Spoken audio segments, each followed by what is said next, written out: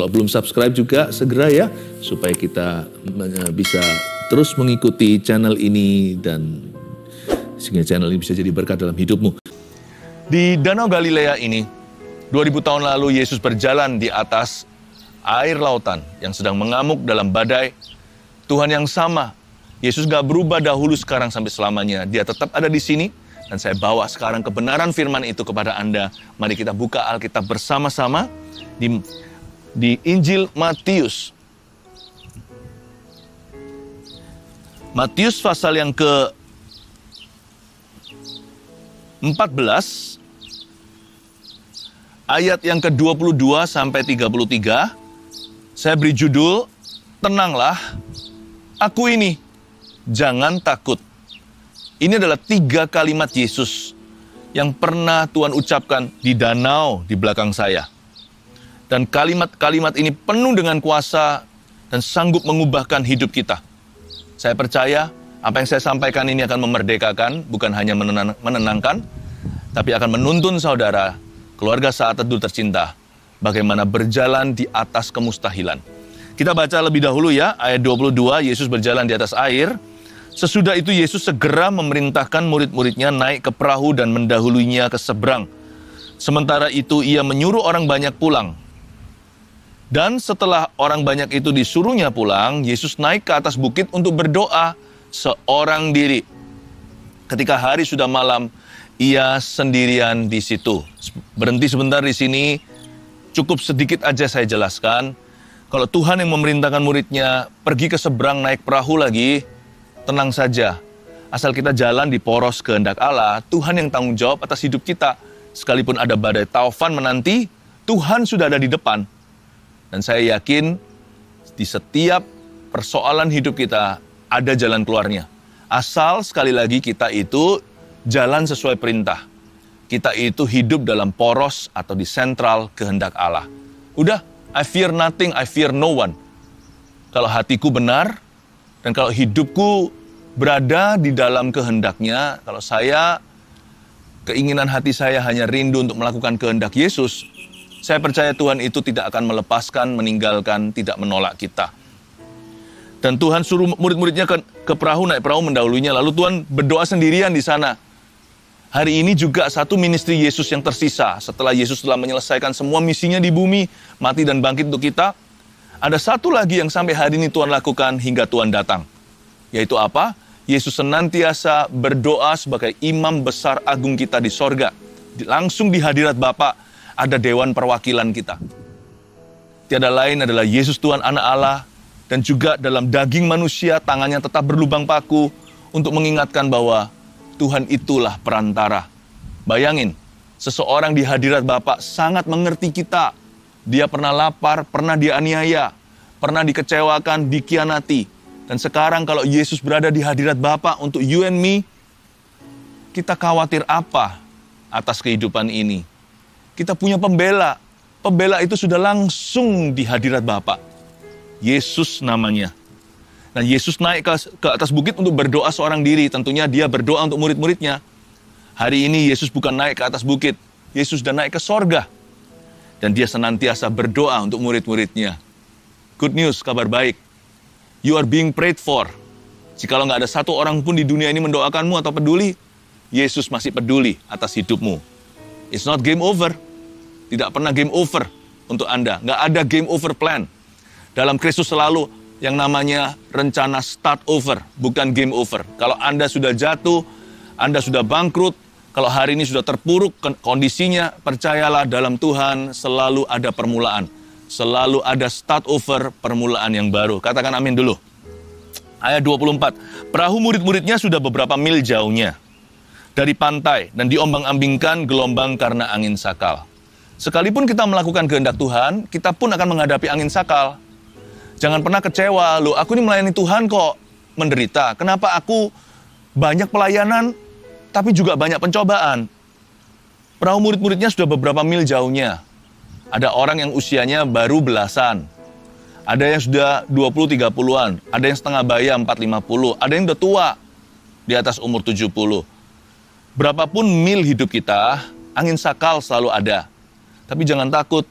Sekali ikut Yesus, Yesus tuh seumur hidup menyertai kita. Namanya Immanuel. Tuhan tuh nggak pernah berkata, sampai kilometer berapa ya lalu dadah. Yesus tuh nggak begitu. Yesus tuh setia. Namanya adalah setia. Kesetiaannya melebihi langit. Berarti melampaui masa hidupmu. Jesus is faithful to us a lifetime. Oh, lebih tepatnya for eternity atau secara kekal. Jadi jangan khawatir ya. Apapun yang Anda hadapi, angin sakal itu sementara. Kasih Yesus itulah yang kekal. Ayat 25, kira-kira jam 3 malam, datanglah Yesus kepada mereka berjalan di atas air. Ketika murid-muridnya melihat dia berjalan di atas air, mereka terkejut dan berseru, "Itu hantu!" Lalu berteriak-teriak karena takut. Yesus berdoa cukup lama ya. Kalau kita lihat kejadian sebelumnya, Yesus memberi makan 5.000 orang, lalu orang-orang sudah disuruh pulang, karena malam telah tiba, langit mulai gelap. Jadi misalkan kalau matahari terbenamnya jam 6, jam 7-an, wow, berarti Yesus berdoa berapa jam itu? Jam 3 baru menyusul mereka. Yesus tuh nggak pernah kalau berdoa untuk murid-muridnya itu setengah-setengah. Yesus kalau berdoa itu sampai keluar peluh darah di Getsemani. Saya percaya hari ini, sekalipun Yesus sudah bangkit dalam kemuliaan, sebagai imam besar kita, kata yang tertulis di kitab Ibrani, Yesus tetap berdoa sepenuhnya for you and me. Dan Yesus ini berjalan menyusul mereka di atas air. Tapi lucu, murid-muridnya nggak bisa melihat Yesus. Mereka malah kira mereka lihat hantu. Mau tahu kenapa? Mata orang jadi salah. Pandangan kita jadi juling secara rohani kalau hati kita ketakutan.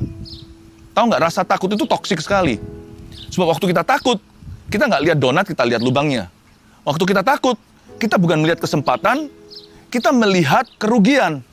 Orang yang takut itu sudah kesurupan matanya. Atau kerasukan. Bukan kerasukan setan, nggak tentu ya. Tapi kalau kita takut, mata kita udah nggak bisa lihat yang Tuhan lihat. Mata kita menjadi sama dengan 10 pasang mata pengintai-pengintai yang akhirnya semuanya gugur di padang gurun. Mereka melihat diri mereka seperti belalang. Itu raksasa, tapi ada 2 yang matanya diisi iman. Mereka melihat bahwa ini tanah perjanjian. Itu loh, buah-buahnya itu gendut-gendut. Ya, itu grapes atau anggurnya. Ini tanah penuh dengan susu madu. Kalau Tuhan berkata itu milik kita, bangsa Israel, kita pasti akan menguasainya. Itu bukan raksasa, yang menguasai kita lebih besar. Itulah bedanya.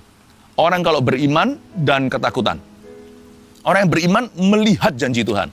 Orang yang ketakutan melihat setan. Tuhan pun dikira hantu. Bahasa Indonesia kan lucu. Tuhan. Coba dibalik. Hantu. Mereka nggak bisa lihat Tuhan, jelas-jelas Tuhan kok. Ada orang berkata, kalau aku lihat Tuhan Yesus, kalau aku lihat Tuhan, aku baru percaya. Nggak tentu. 2000 tahun lalu di sini, murid-murid melihat Tuhan dalam daging dan darah, tetap nggak percaya. Ada orang yang minta tanda. Aku harus minta tanda yang jelas, baru aku mau taat pada perintah Tuhan. Jangankan tanda, mereka lihat anak Allah sendiri, wujud Allah sebagai manusia, menjelma, tetap nggak percaya. Hati itu kalau takut, mata kesurupan, mata kerasukan setan. Lihat Tuhan, dikira hantu. Jangan-jangan nanti lihat hantu, dikira Tuhan. Itu namanya salah yang fatal. Karena itu janganlah hati itu takut. Makanya kalimat Yesus di ayat 27 itu penting sekali untuk memulai perjalanan iman kita. Tetapi segera Yesus berkata kepada mereka, catat ini judul kita. Tenanglah. Katakan tenanglah. Aku ini, katakan aku ini. Jangan takut, katakan jangan takut. Nah, tenanglah, aku ini, jangan takut. Nah, nomor 1 dulu ya, poin pertama, tulislah. Agar bisa berpikir jernih. Tenangkan hati dulu dalam hadiratnya.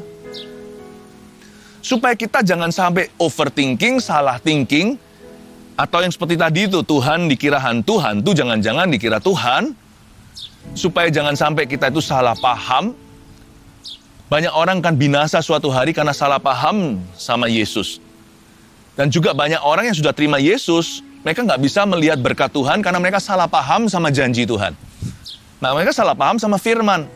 Pokoknya lah, agar kita bisa berpikir jernih, supaya kita bisa melihat yang Tuhan lihat dari perspektif ilahi, supaya kita bisa lihat kesempatan, bukan lihat kerugian, bisa lihat kemajuan bukan kemunduran, hati perlu tenang dulu. Tenangkan hati dulu dalam hadiratnya. Hati itu tenang bukan karena kita mendengar musik klasik. Ya, piano klasikal itu bisa menenangkan, tapi itu ketenangan yang hanya sampai jiwa. Roh kita itu hanya tenang kalau masuk hadirat Allah. Makanya itu, saya nggak keburu-buru, nggak tergesa-gesa. Kalau hati saya lagi gundah gulana atau gelisah, lagi panik atau galau, saya nggak cepat-cepat membuat keputusan. Jangan pernah buat keputusan ketika hati Anda bimbang. Jangan buat keputusan ketika semuanya emosional. Ketika hati Anda gelisah itu jangan memutuskan apa-apa. Keputusan yang terbaik itu diambil dari otak pikiran yang tenang. Dan hati kita bisa tenang hanya kalau ketemu sama hadirat Tuhan. Saya punya satu kebiasaan. Kalau saya sedang diperhadapkan dengan sebuah keputusan, namun hati saya nggak siap, saya sisihkan dulu keputusan itu, saya taruh di pinggiran. Saya masuk ke hadirat Tuhan. Saya dengarkan bukan lagu klasik, lagu apa, tapi yang pasti saya dengarkan lagu pujian. Atau saya worship sendiri. Atau worship dengan teman. Pokoknya Tuhan itu bertahta di atas pujian umatnya. Mau cari hadirat Tuhan itu gampang. Memuji Tuhan, Tuhan bertahta di atasnya. Mau ketemu Tuhan, menyembah, Tuhan itu ada dalam penyembahan yang benar. Jadi kalau saya mau tenang, saya memuji dan menyembah Tuhan. Dan kalau saya mau tenang, saya buka Alkitab. Karena firman Tuhan itu menyejukkan. Menegur kadang-kadang, sakit kalau ditegur Tuhan. Tapi ujungnya alhasil, siapa yang dikoreksi oleh Tuhan, akhirnya memperoleh damai sejahtera, bahkan kedewasaan. Kalau Anda mau tenang, jangan cari tenang ke night club. Nggak tenang di sana. Jangan ke alkohol. Jangan ke kebiasaan buruk, jangan ke pornografi. Wah, itu merugikan sekali. Mau tenang, jangan ke drugs atau narkoba. Mau tenang yang sejati, masuk hadirat Allah. Nggak jauh sih, Tuhan sejauh memuji. Tuhan sejauh atau sedekat doa. Kita hanya berkata, Tuhan Yesus dia langsung ada di sana. Saya percaya, kalau hati kita tenang, pikiran kita jernih. Agar bisa berpikir jernih, tenangkan dulu hati kita dalam hadiratnya. Lalu Petrus berseru dan menjawab dia di ayat 28. Tuhan, apabila engkau itu, suruhlah aku datang kepadamu berjalan di atas air. Kan di ayat sebelumnya Tuhan sudah berkata, aku ini, kalian tenang aja, jangan takut. Ini guru. Harusnya mereka tahu. Waktu itu mata mereka langsung tercelikkan. Mereka lihat, iya ya, itu Yesus Tuhan. Seharusnya malu ya. Baru saja mereka menuduh Tuhan itu hantu. Tetapi Petrus ini bijaksana. Di masa-masa kepanikan tersebut, badai taufan kan masih ada, kan belum tenang ini. Tuhan masih menenangkan hati mereka. Tuhan belum menenangkan badai taufan. Jadi, seringkali prioritas Tuhan jelas sekali. Tuhan tidak menenangkan kondisi keadaan yang Anda hadapi. Anda dan saya masih berada dalam problema. Tapi yang Tuhan tenangkan dulu bukan masalah kita. Mungkin belum terjadi mujizat di depan mata. Mungkin belum ada solusinya. Belum terjadi breakthrough atau terobosan apa-apa. Tapi kalau Tuhan mulai tenangkan hatimu, percayalah sebentar lagi keadaanmu akan menyusul juga. Jadi kalau Tuhan tenangkan hati seseorang, nurut saja, jangan bantah. Waktu Petrus sudah melihat Yesus, murid-murid semua tahu, oh iya ini guru. Petrus mengucapkan sesuatu yang sangat wise sekali. Sekalipun dalam kepanikan badai taufan, dia perlu konfirmasi. Gak ada salahnya minta konfirmasi. Karena iman kita bukan berdasar penglihatan. Iman kita berdasarkan pendengaran. Lalu Petrus berseru begini dan menjawab Yesus, Tuhan, apabila engkau itu. Ini Petrus bukan ragu ya. Petrus perlu make sure untuk memastikan saja. Tuhan, apabila engkau itu, suruhlah aku. Suruhlah aku datang kepadamu berjalan di atas air. Petrus minta satu perintah baru. Tuhan, kalau itu memang Tuhan, suruh saya datang. Nomor 2, tulis ini, agar bisa berbuah, kenali Tuhan dari damai sejahtera dan firman-Nya. kita nggak boleh mentang-mentang ada tertulis dalam firman lalu kita lakukan. Ya, kecuali firman yang sifatnya perintah, itu bisa kapan saja.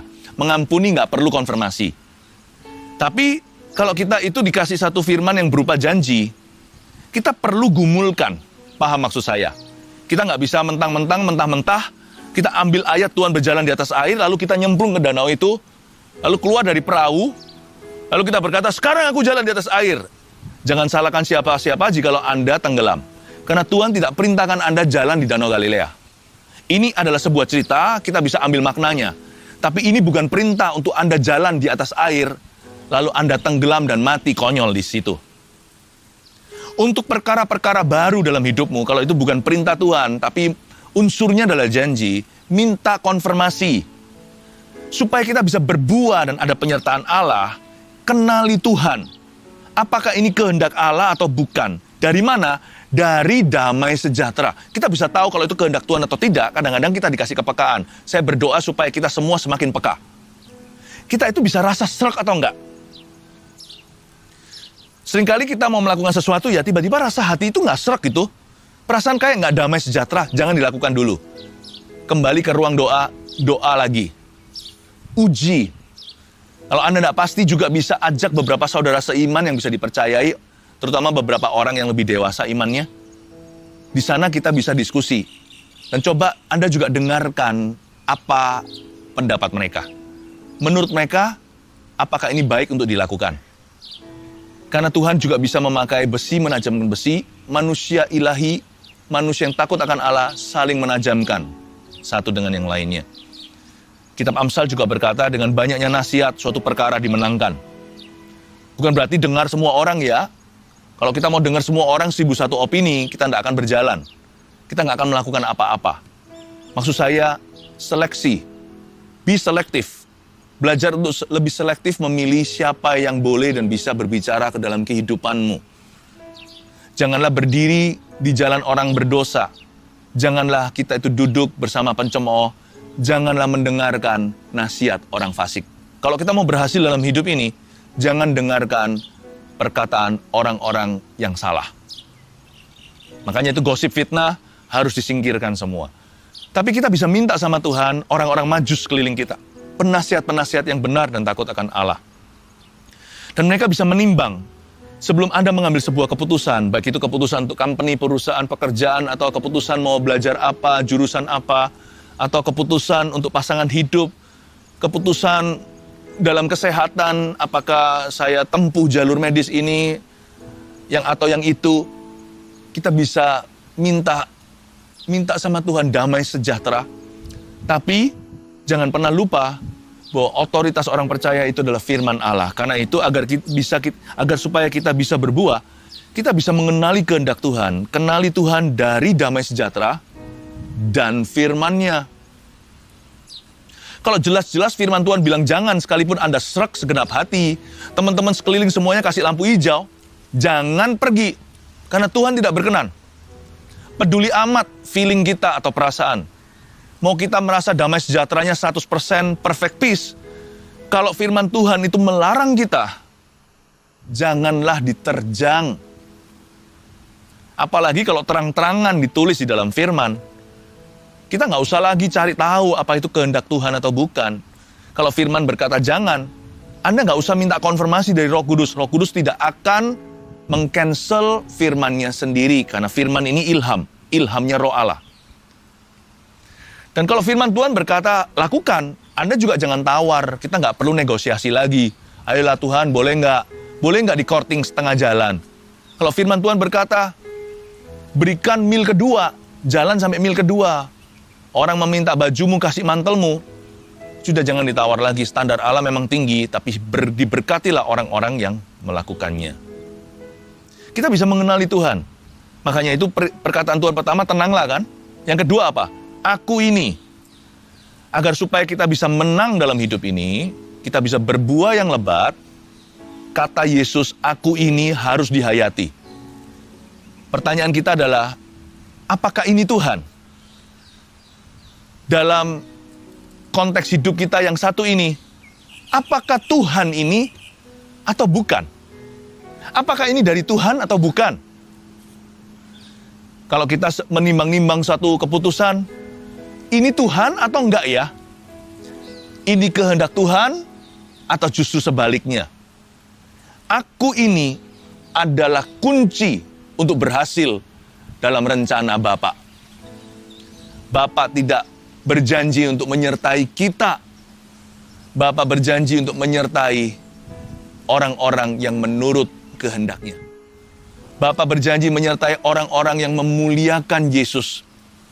Orang-orang yang nurut sama anak Allah, putranya, Yesus Kristus, Juru Selamat kita.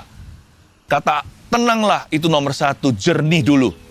Aku ini, is it you? If it is you, kalau itu engkau Tuhan. Di danau belakang ini, Petrus suaranya masih mendengung hari ini dalam iman. If it is you, tell me to walk towards you. Jikalau itu adalah engkau Tuhan, suruhlah aku berjalan datang kepadamu. Petrus nggak nekat, dia nggak bonek ya, bermodal nekat doang, langsung melangkah dan berkata, I'm walking to you. Dia tenggelam pasti, dia butuh satu perintah dari Tuhan. Kalau itu engkau, jikalau ini kehendakmu untuk aku berjalan di atas air, tell me to go. Beritahu aku untuk pergi. Belajar untuk dengar-dengaran nama Tuhan. Jangan mendahului Tuhan dalam segala keputusan. Tanya dulu sama Yesus, ini kehendakmu atau bukan? Ketika Tuhan berkata, aku ini, kalau memang Tuhan mengendaki, suruh aku, baru melakukan. Saya suka kata melakukan itu dalam bahasa Indonesia. Ada kata melaku, itu kalau bahasa Jawanya kan berjalan. Ya, jangan jalan, jangan melakukan. Sebelum Tuhan kasih lampu hijau sama kita. Belajar nunggu, menanti-nantikan Tuhan dalam keputusan-keputusanmu. Amin. Ini bukan berarti orang yang suka pasif, dikit-dikit minta konfirmasi. Ini bukan ayat yang membela mereka ya. Ini bukan ayat yang membenarkan. Bagi orang-orang yang demikian, sudah jangan tunggu konfirmasi yang jelas-jelas di Alkitab ditulis kok, tinggal melakukan, tinggal jalan. Tapi bagi orang yang suka tergesa-gesa dan gegabah, belajar sabar ya. Tenanglah, aku ini jangan takut. Lalu ayat 29 kata Yesus, datanglah, come. Maka Petrus turun dari perahu dan berjalan di atas air mendapatkan Yesus. Petrus itu bukan sakti, dia bisa berjalan di atas air. Petrus itu disertai karena memang itu perintah Tuhan. Kalau kita melihat orang lain berbuah, disertai, mujizat terjadi, itu bukan karena mereka hebat, bukan karena imannya besar, tapi karena mereka taat. Petrus jalan di sini, di ayat 29, karena Yesus sudah berkata, datanglah. Karena ada kata come, makanya langkah kaki Petrus jadi ringan di atas air itu, dia bisa mengapung alias mengambang. Tapi Yakobus kalau coba akan tenggelam. Bartolomeus kalau keluar dari perahu itu, dia juga akan tenggelam. Tak peduli sekalipun Yohanes yang paling dicintai sama Tuhan pun, kalau dia berani nekat, Tuhan gak akan sertai. Dan dia pun tidak akan bisa berjalan di atas air seperti Petrus. Jangan tiru sukses orang lain.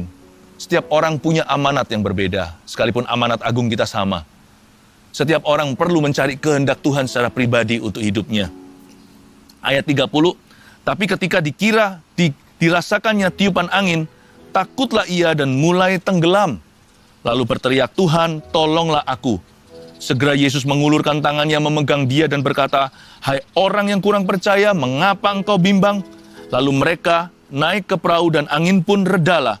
Dan orang-orang yang ada di perahu menyembah dia, katanya, sesungguhnya engkau anak Allah. Yang terakhir, dari kata Yesus jangan takut, kita melihat langsung kebalikannya. Petrus merasakan tiupan angin, dia takut dan mulai tenggelam sambil berteriak, Lord, help me. Dan Yesus immediately tidak pakai basa-basi, langsung Tuhan angkat dia dulu baru ditegur nanti. Tuhan itu kan begitu, tolong dulu baru diajari. Kita orang tua kadang-kadang kebalikannya, anak jatuh, nah, papa sudah bilang, ya kan, I told you so, kita marahi dulu baru tolong dia. Tuhan kita itu Bapak yang beda. Dia bantu dulu. Kalau nggak dibantu, Petrus tenggelam tuh. Jangan main-main loh ya. Ini lagi badai. Kalau tenggelam, dia bisa diseret oleh ombak. Udah nggak ada di depan Yesus. Disitulah orang-orang yang meninggal, mati, korban banjir. Ini kan terjadi angin luar biasa. Itu airnya bergejolak, bahkan naik berapa meter ke atas seperti tsunami kecil. Kalau Tuhan nggak tolong dia langsung, Petrus pasti hanyut. Tuhan tolong dia. Dan dalam menolong dia, saya menemukan satu hal. Saya pernah iseng coba ayat ini waktu saya berenang. Sebelum saya cemplung ke dalam airnya, saya coba bilang begini, Tuhan tolonglah aku. Nggak sempet sih. Baru kaki saya satu di atas air gini, lalu satunya menyusul, cepat berkata, Tuhan tolonglah aku. Baru bilang, Tuhan, belum N, bluk, udah masuk ke air. Saya curiga, ini di slow-mo sama Tuhan. Tenggelamnya Petrus pun di slow motion. Nggak mungkin dia keburu bilang, Tuhan tolonglah aku, coba. Pasti nanti ada yang mencobanya. Tapi pastikan Anda bisa berenang ya. Kolam renangnya juga jangan terlalu dalam. Tuhan tolonglah aku. Bahasa Inggris pun, Lord help me, nggak keburu. Demikian pula bahasa Yunani. Nggak mungkin bisa sempat selesaikan satu kalimat itu. Jadi saya melihat di sini, bahkan tenggelamnya Petrus pun dipelankan oleh Tuhan Yesus. Jangan pernah ada yang takut. Aku jatuh nih, aduh aku bangkrut. Setan paling suka untuk hiperbola. Setan paling suka untuk membesar-besarkan masalah. Lihat ya, orang kalau kesetanan, dia besar-besarkan masalahnya. Orang kalau ketuhanan, dia kecilkan masalahnya, dia besarkan Tuhannya.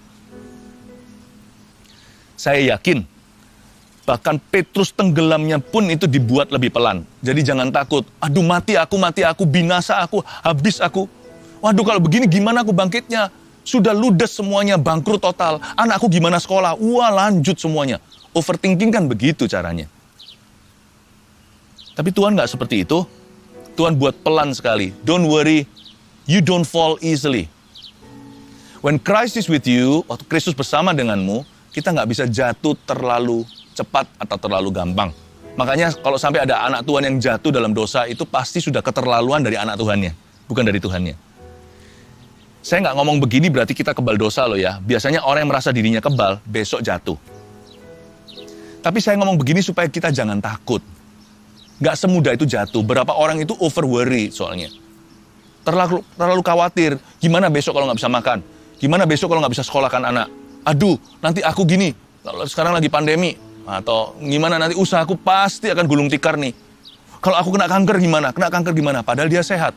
Teman-teman saya kena kanker, tiba-tiba langsung stadium 3. Kalau saya gimana? Wah, don't worry. You don't fall easily. Kita tidak segampang itu tenggelam. Ada Tuhan. Kalaupun kita mengalami masalah yang diizinkan, itu untuk kebaikan kita. Dari sini kita tahu bahwa agar bisa berjalan dalam kemustahilan, poin ketiga, pegang perintah dan janji Tuhan. Bertobat dari pikiran yang negatif. Anda bisa menguasai pikiran itu kok. Karena Tuhan memberimu Roh Kudus. Anda bisa berkata, tenanglah hai jiwaku, pujilah Tuhan, tenang teduh, semua indah pada waktunya. Agar bisa berjalan dalam kemustahilan, pegang perintah dan janji Tuhan. Tuhan nggak nuntut kita sempurna agar kita berjalan di atas air. Bahkan ketika Petrus sudah kehilangan iman, semua seperti terlepas, seperti burung lepas dari sangkarnya. Petrus tenggelam pun, satu, tenggelamnya pelan. Dua, ditangkap Tuhan. Meskipun ditegur akhirnya. Nggak dibiarkan Tuhan ajari dia. Hai kamu kurang percaya, harusnya percaya itu begini loh ya. Baik ya Tuhan Yesus ya. Ikut Tuhan itu harusnya bisa enjoy hati kita. Hati kita itu nggak perlu mikirkan segala sesuatu. Ada Tuhan di hidupku, saya nggak perlu pikirkan everything, you see. Saya bisa rencanakan segalanya, tapi saya nggak usah pikirkan segalanya. I have God. Saya punya Tuhan. Dah, buat apa saya pikirkan semuanya? Apalagi kalau tidak semua pikiran saya itu benar, ujungnya tidak akan terbukti sebagian besar. Ngapain dipikirin? Tenanglah. Aku ini. Jangan takut. Nomor satu, agar bisa berpikir jernih, tenangkan hati dulu dalam hadiratnya. Dua, agar bisa berbuah, kenali Tuhan dari damai sejahtera dan firman-Nya. Tiga, agar bisa berjalan dalam kemustahilan, pegang perintah dan janji Tuhan. Tiga pesan sederhana dari Galilea. Semoga hidup Anda berkemenangan. Haleluya. Letakkan tangan di dada seperti ini, saya mau doakan hati Anda. Tenanglah. Tuhan berkata, aku ini, kata Yesus. Jangan takut ya. Saya ulang, ada kuasa dalam perkalimat ini. Inilah nubuatan yang Anda terima, keluarga Saat Teduh tercinta. Sambil letakkan tangan di dada, dengarkan suara Tuhan lewat lidah bibirku. Tenanglah, anakku. Aku ini, kata Yesus. Jangan takut. Tenanglah, aku ini. Jangan takut. Tuhan berkata, jangan gelisah. Don't be anxious your heart. Sampaikan segala kebutuhan permohonanmu dalam doa. Yang disertai dengan ucapan syukur. Tuhan akan mendengarkan dan menggantikan kegelisahanmu dengan damai sejahtera yang akan menjaga pikiran dan hatimu dalam Kristus Yesus Tuhan. Sampaikan setiap permohonan yang ada. Live chat juga dari tadi udah buka. Mari kita berdoa dan ulurkan tangan. Kita connect iman. Mari kita semua ulurkan tangan ke depan sambil saya tumpang tangan ke gadget yang ada. Tuhan, terima kasih. Hamba berdoa di dalam nama Yesus Kristus. Setiap permohonan itu bukan hanya kau baca. Engkau membaca hati setiap keluarga Saat Teduh. Setiap seruan tak ada satupun yang luput dari perhatian. Bapa, Engkau sayang setiap putra-putrimu. Jamah Tuhan Yesus saat ini, buat ya Tuhan Yesus setiap orang yang gelisah kembali tenang. Dan hamba berdoa Engkau buka jalan ya Tuhan, di mana tidak ada jalan. Di dalam nama Yesus Tuhan, pabrik orang itu tidak akan jadi bangkrut. Di dalam nama Yesus Tuhan, kanker itu diubah vonisnya menjadi tumor yang tidak ganas dan lenyap pula seketika. Di dalam nama Yesus, leukemia pergi. Ya Tuhan, anak kecil itu akan sembuh. Terima kasih Tuhan untuk orang tua tersebut yang pasca operasi, dengan semua terapi yang diberikan, Tuhan berikan percepatan, hingga dia bisa berjalan normal lagi setelah stroke kemarin hari.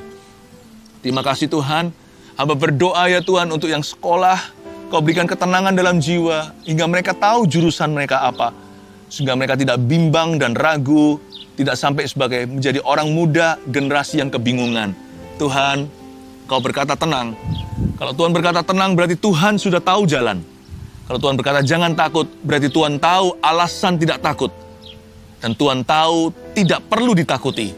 Makanya Tuhan memberi saran dan perintah, janganlah takut, karena Tuhan sudah buka jalan. Terima kasih Bapa, di dalam nama Tuhan Yesus. Letakkan tanganmu, saya melihat ada tumor di pita suara seseorang yang disembuhkan oleh Tuhan. Ya, tumor di pita suaramu itu sekarang juga runtuh. Sekarang juga dia menjadi cair. Sekarang dia menjadi hilang lenyap di dalam sistem tubuhmu. Tuhan angkat dengan iman. Aku deklarasikan sesuai dengan nubuatan yang kuterima untuk Anda. Terimalah mujizatmu hari ini di dalam nama Tuhan Yesus Kristus. Terima kasih Tuhan, terpujilah namamu. Haleluya. Thank you Jesus, thank you Jesus, thank you Lord, thank you Lord. Frozen shoulder seseorang, dua-duanya sekarang tidak bisa diangkat. Entah kenapa, Tuhan sembuhkan kedua-duanya di dalam nama Yesus. Ibu, engkau sudah sembuh. Angkat tanganmu tinggi-tinggi. Dan puji Tuhan Yesus yang telah menyembuhkan. Haleluya. Terima kasih Tuhan Yesus. Mari kita semua mengangkat tangan. Saya melihat satu lagi. Ada satu susulan marifat yang saya terima barusan. Dan seorang punya pabrik, entah itu pabrik karet atau apa, bikin seperti ban-ban begitu yang akan bangkrut. Anda akan lilit utang bank juga. Tuhan memutarbalikkannya. Saya tahu Tuhan membantumu dengan cara ajaib. Saya tidak tahu gimana caranya. Ini misterius cara Tuhan bekerja, tapi Tuhan akan menjadikan pabrik Anda jalan. Tidak akan bangkrut. Di dalam nama Yesus Anda bisa kembalikan, bukan hanya bayar bunganya, tapi pokoknya pun kapitalnya Anda mulai bisa tutup hutang Anda pelan-pelan dalam waktu berapa tahun saja, tidak sampai 5. Pabrik Anda sudah bebas lunas. Terima kasih Yesus, terpujilah namamu. Oh haleluya, saya tahu semua kita diberkati hari ini, amin. Sekalipun tidak satu persatu dinubuatkan, tapi semua hidup Anda sudah difirmankan. Bapa itu baik, mari kita tetap tenang, karena ada Tuhan dalam hidup kita. Terimalah berkat dari Galilea, tempat Yesus berjalan di atas air dan melayani dan menyembuhkan. Dari tempat ini, terimalah hadirat Tuhan, materaikan kebenaran firman. Dalam nama Yesus Kristus, Allah Israel. Amin. Haleluya.